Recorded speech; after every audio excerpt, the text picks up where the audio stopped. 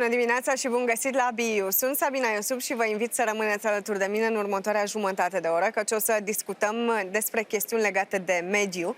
Alături de mine la această oră este Virginijus Sinkevičius. He's the Commissioner for Environment. Thank you so much for being with us today. Thank you for having me.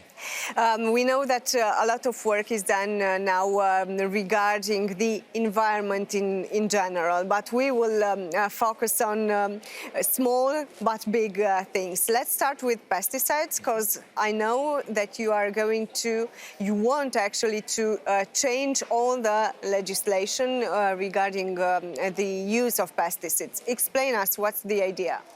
So, first of all, I think what's very important to achieve is to minimize the risk of pesticides use as regards the human health and the environment health.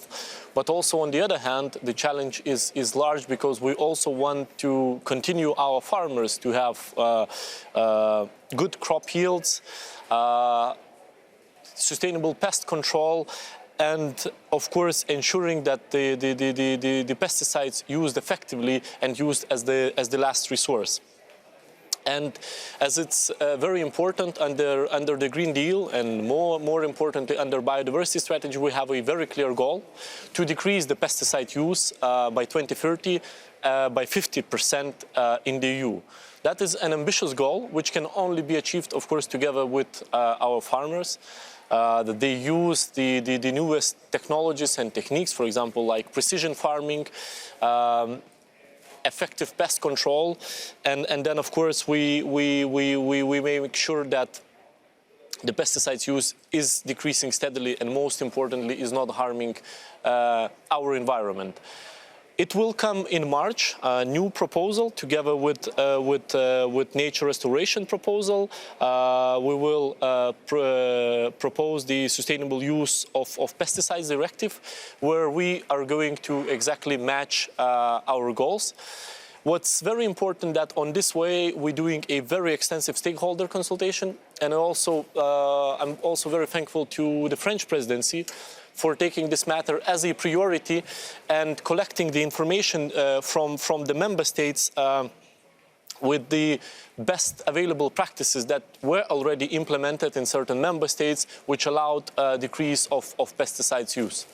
Is there a resistance from the agriculture sector? Because I think it's normal to have some, because in general reducing the use of pesticides might mean increasing the costs or increasing the loss.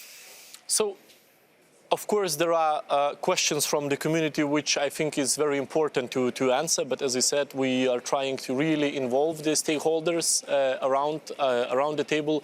What's very important, of course, is the CAP strategic plans, where member states can clearly show a support not only for a cause but support for farmers. So this is our expectations.